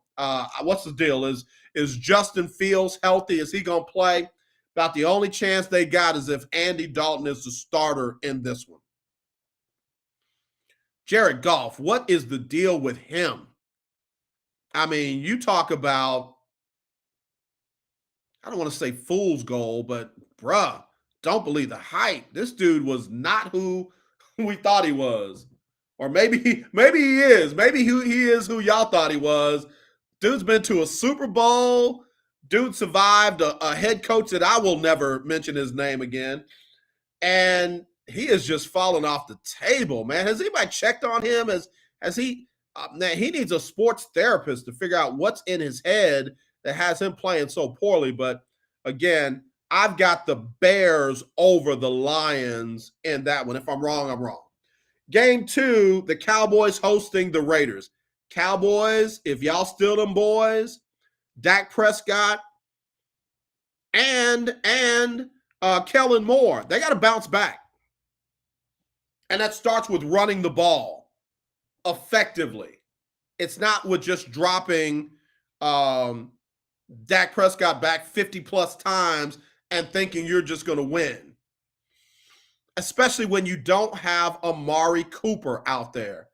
Amari Cooper is not just a possession receiver. Amari Cooper is a big play receiver. Just when you think you've got them stopped on a 3rd and long or whatever the case may be, and then you're about to get off the field, Amari Cooper is that dude that can make plays to break your back. Without him, it's a different team. Cowboys have got to run the ball, especially against the Raiders. Especially against the Raiders. You know, the Raiders are not a come from behind, get down, get back in it from a big deficit team. They're a team that they got to be able to get up and get you out of your game plan. Cowboys, I got them in that game. They are a 7.5-point favorite. I'm rocking with the Cowboys. And then the New Orleans Saints going to host the Buffalo Bills in the late game. Saints are a 6-point underdog at home. And that's for one reason. Quarterback. Trevor Siemian has not played well, and it makes you realize why he's become a journeyman and a backup. Trevor Siemian got a chance to be the starter in Denver after Peyton Manning retired. What happened? This looked good in that first game, filling in for Jameis Winston, but hadn't looked like anything. In fact, I believe they're going with Taysom Hill as the starter this week, and they should. And they should. Taysom Hill should get the chance to start in this game in place of Trevor Siemian because he has not done what he's supposed to do with that opportunity. It's that simple. He doesn't have anybody to blame but himself. He doesn't have anybody to blame but himself. And if the if the Saints are still serious about trying to make a playoff run, they need to make that change, and they need to make it this week. But then they also need to do something. They need to be committed to the run. The New Orleans Saints need to be committed to the run against a team that has been recently, and I mean as recent as last week, been exposed for their inability to stop the run. You got to run after it doesn't work. You got to run when it doesn't work. You got to mix some intentional runs in with some meaningful passes. You can't be all about one, especially when your choices are Trevor Siemian and Taysom Hill. And again, I still don't know his name, but the announcer that made the comment that the Saints weren't 4-2 because of Jameis Winston. They were 4-2 because of the defense and the special team. Guess what? Since Jameis Winston has been gone, they're now 5-5. 4-2 with Jameis, 5-5 now that Jameis is gone.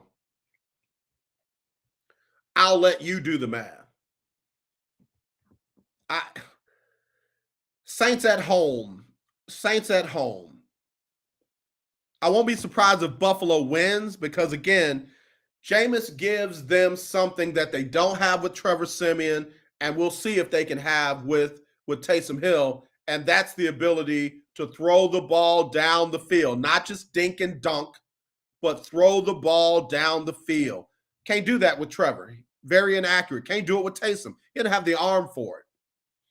But we'll see if Taysom can do more with his legs and with his ability to throw the short ball, and that defense can step up and give them a win. I'm gonna step out there. I'm it ain't Talk Your Team Tuesday, but I'm rocking with the Saints in that one. All right. So again, real quick, I've got the Bears over the Lions, Cowboys over the Raiders, and the Saints over the Bills at home. All right. So then we've got the Steelers and the Bengals. That's gonna be a sneaky good game. Big Ben is back. Big Ben is back. He was back last week, even though they still didn't win. And the Bengals got back on track. The Bengals are at home. I hate to say it. I'm going with the Bengals at home. This Cincinnati Bengal team is different. This Cincinnati Bengal team is different. And I don't know what's up with the Steelers. I don't know what's up. Sometimes I like that offense. Other times I don't. I'm going with the Bengals until the Steelers beat them. I'm going with the Bengals at home. Jets at the Texans. Man, again, Tyrod Taylor, starter, full game, 2-1. As a starter, full game, 2-1. Jets are going back to Zach Wilson. They bringing the Rook back in as their starting quarterback. Wasn't happy with what they got from Joe Flacco, and I don't know what the deal is with Mike White and Josh Johnson, but I don't know. I'm going Texans at home, just cause I'm going with Tyrod and them Texans at home. There it is. I said it out loud. Texans are almost a field goal favorite, 2.5-point favorite. All right, Buccaneers at the Colts. This is going to be an interesting game. It's going to be a sneaky good game. It's going to be a very sneaky good game because the Colts have figured something out. They're a better team when they run the ball. And I'm glad Frank Reich has kind of figured that out because, man, Carson Wentz is not going to be able to win a game with his arm unless they have run the ball and put themselves in a position to win. And now Carson, all he's got to do is do what he's got to do. Buccaneers, we'll see if your defense is truly back. And, I'm a fan of Todd Bowles, so I think the edge is going to be the fact that the Colts are at home. I'm going to say Buccaneers on the road, but again, that's one of those ones where I don't know. I'm going Buccaneers on the road. All right, Falcons and the Jaguars. Who cares? So what?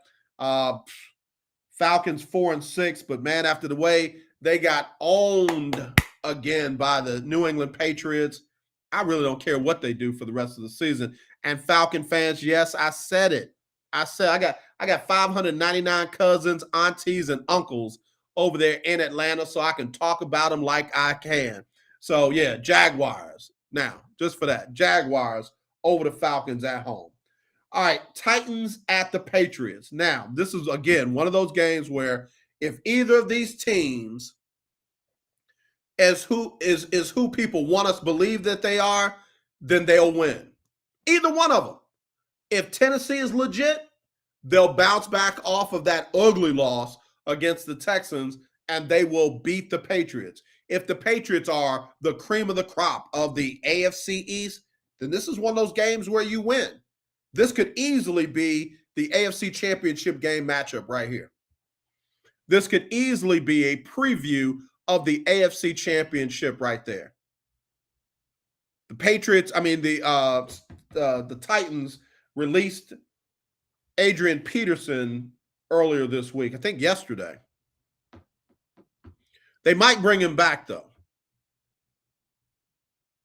That was part of the deal that they released him, but they might bring him back. I think they probably trying to play money games with that. They brought up a young man by the name of Hilliard off of the practice squad, and he looked pretty good. And my guy, Dante Foreman, UT Longhorn, has been looking great. He's been running with bad intent, and I like seeing that. I know Dante's family very well down there in the Galveston, Texas City area. I say all that to say, let me go on and make a pick. Titans, if y'all for real, y'all win at home. Y'all win on the road. Again, beating New England and Foxborough is a thing. It is a thing. But the Patriots have been a beast on the road this year. I got Tennessee in an upset of the Patriots at the house. Patriots are a 6.5-point favorite. Yeah, come on, Tennessee. Come on.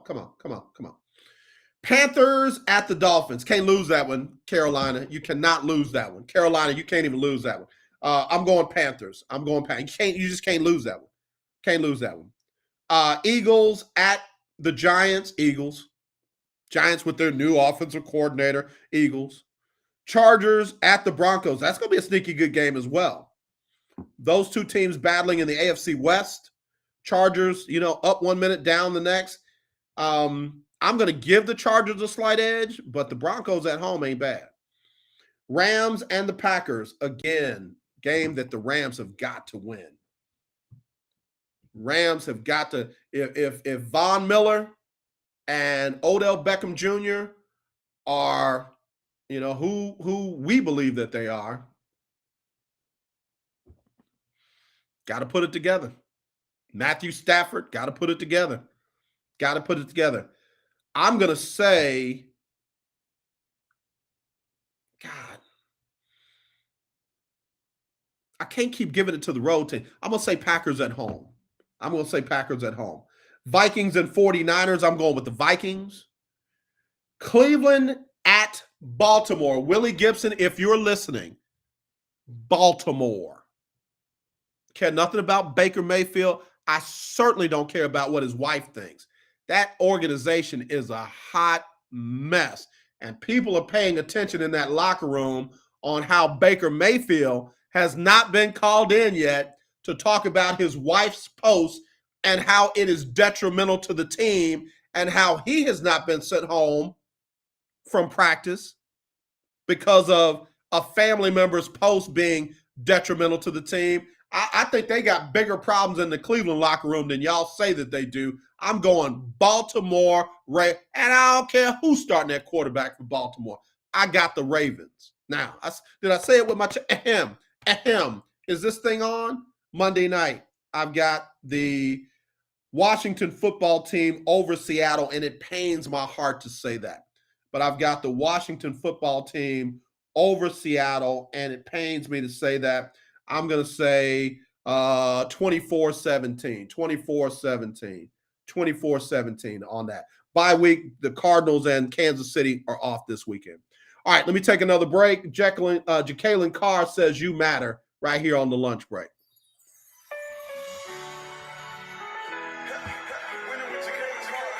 I am Jacqueline Carr, and here is your winning strategy.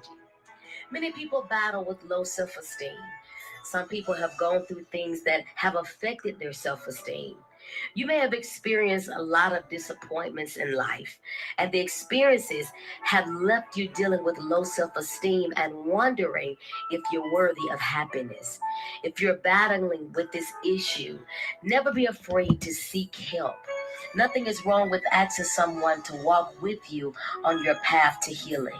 You can find ministers and counselors who are trained to help you overcome things that may try to set you back or make you feel as though you're not important. You matter. You matter to the people who loves you, and they want the best for you. Most importantly, you matter to God. Make getting better and your healing your focus. All right, yeah, we're doing winning strategies with Jacqueline Carr on Winning Wednesday right here on the lunch break on the legendary KYOK and the all-new 92.3 FM. Just a quick side note, Clarence just sent me a message. AJ, we just left Dr. Johnson's office, Sports and Wellness Doc, and she is great. My wife just loves her. Thanks. Again, that is the sponsor for this week's Lunch Break Weekly, Keeping Up with the Joneses Pick'em Challenge. She put up the $50 that Big Mike won. And again, man, if you need her services, she is the best in the business. Again, deep tissue massage, rehab from an accident. They put the little electrodes and the vibrations on you and all that. But then she also does the back adjustments, the neck adjustments. They do the injections for B12 shots. They also do weight management, and you can get vitamins intravenously. It's phenomenal. It's amazing. The Sports and Wellness Doc. Go online, sportsandwellnessdoc.com, sportsandwellnessdoc.com. Tell her AJ from the Lunch Break sent you. She's going to take good care of you. T Barnes, love you, my friend. Be encouraged and enjoy your day. Enjoy your holiday. Bless Lunch Break crew. We love you too, T Barnes. Love you too. She's good people. One of my dearest, oldest friends. All right, so that's what we got right there. That was the breakdown on the NFL games. Let me just run through them again with no commentary. I've got the Bears over the Lions, Saints over the Bills, and the Cowboys over the Raiders. Bengals over the Steelers, Texans over the Jets. I got Buccaneers over the Colts, Jacksonville over Atlanta, New England over Tennessee. Now, I said Tennessee over New England. I'm going back to that. Tennessee over New England.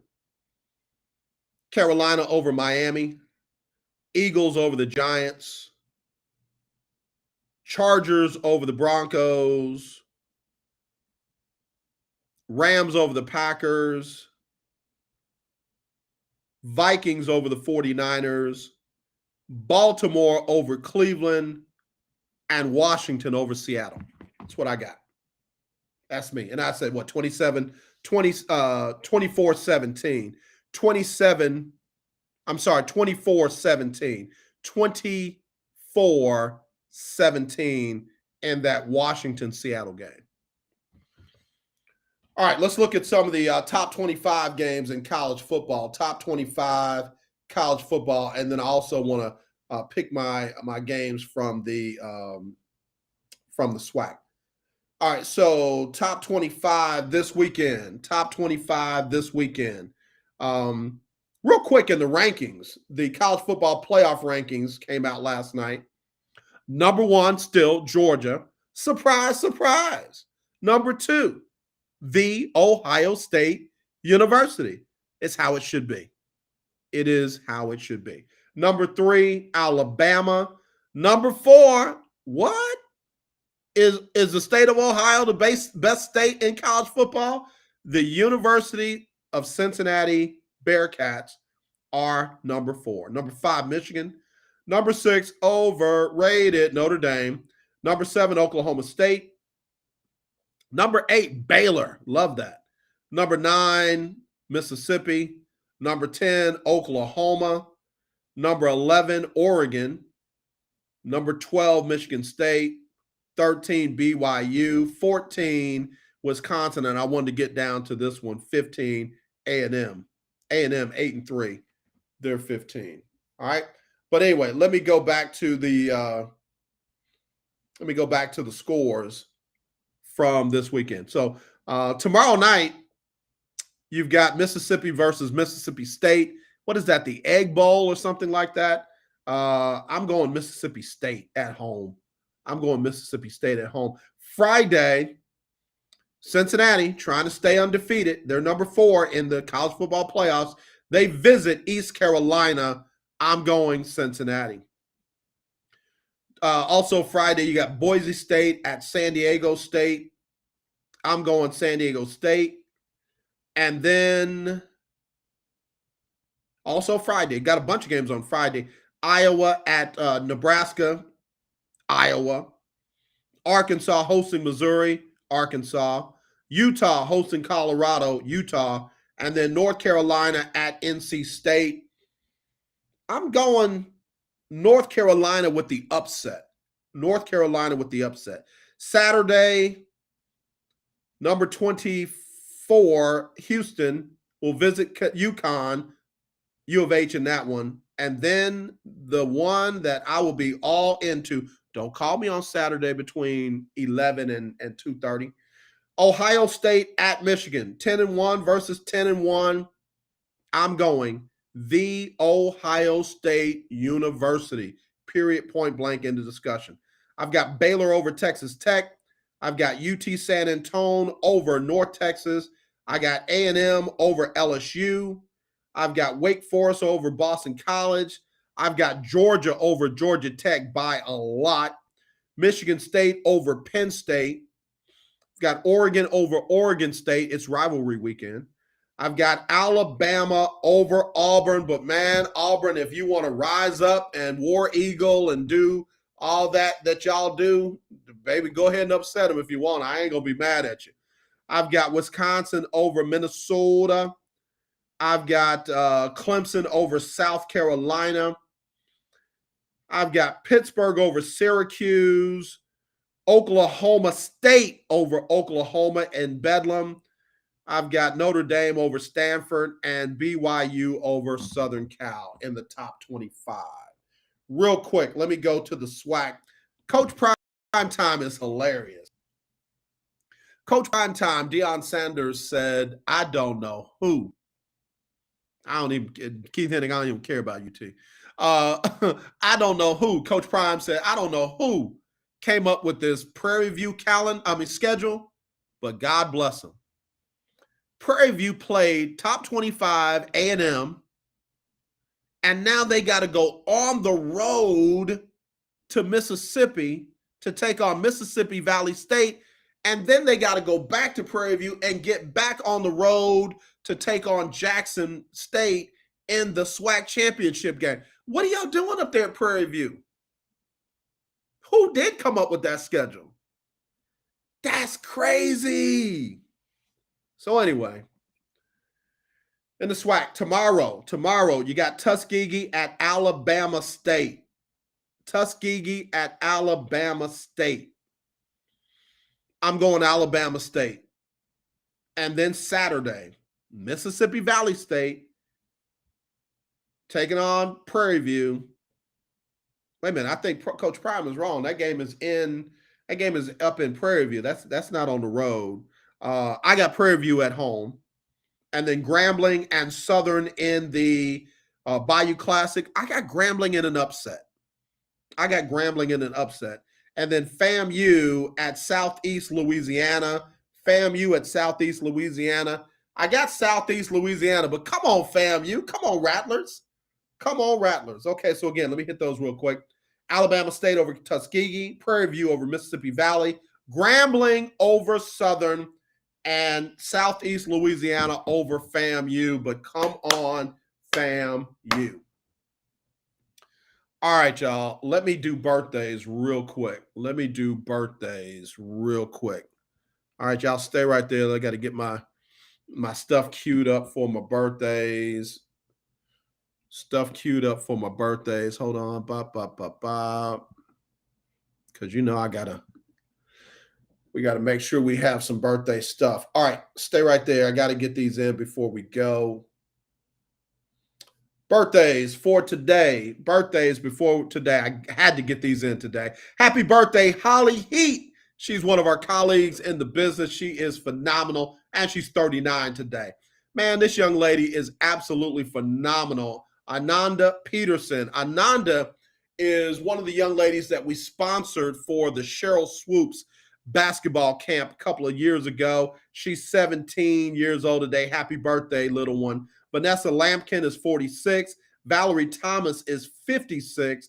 Joanne Rogers is 48 today. Michael Mitchell says he's 70. Bruh, you barely look like you're 30. Laura Fox celebrating her birthday along with Joshua, Joseph, Felicia Jackson, Erica Graham. Fila Lizzie is celebrating her birthday today, along with my sister, Malia, and my nephew, LC. They were born on the same day, obviously many years apart, but only 5 minutes from when my sister was actually born. So congratulations and happy birthday to my sister and my nephew. They are celebrating their birthdays today.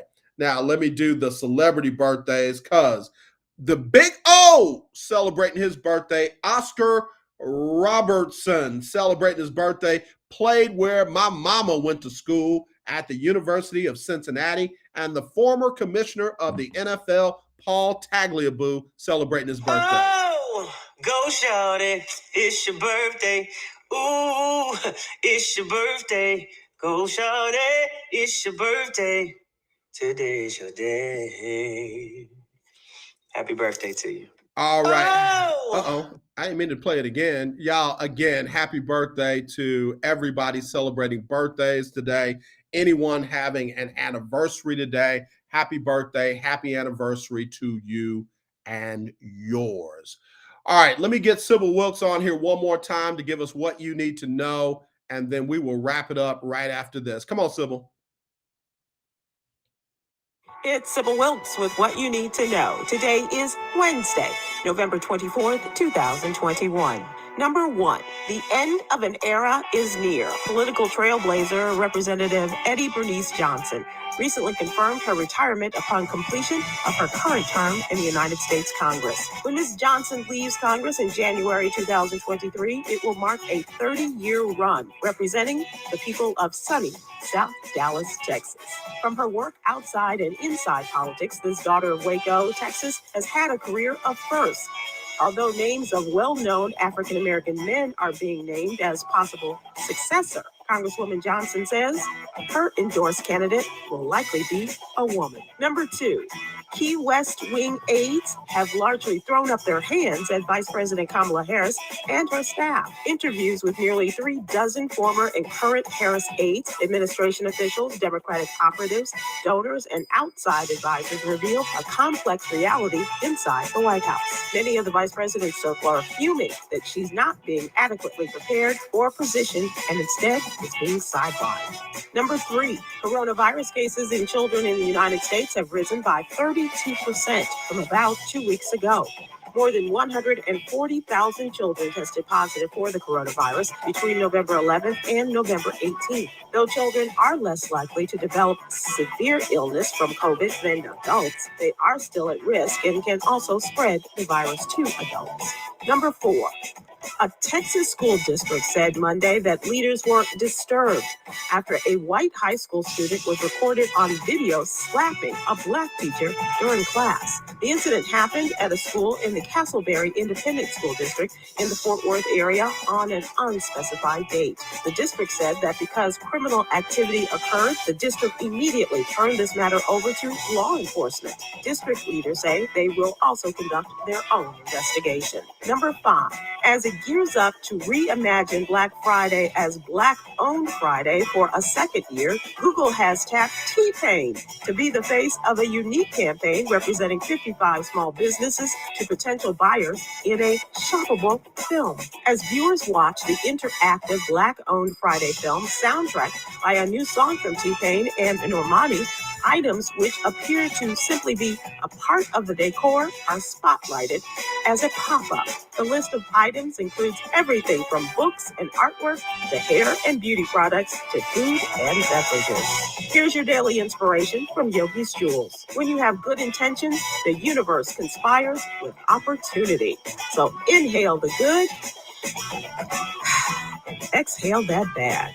All right, y'all. I'm going to stop it right there. Thank you, Sybil Wilkes, for your What You Need to Know today.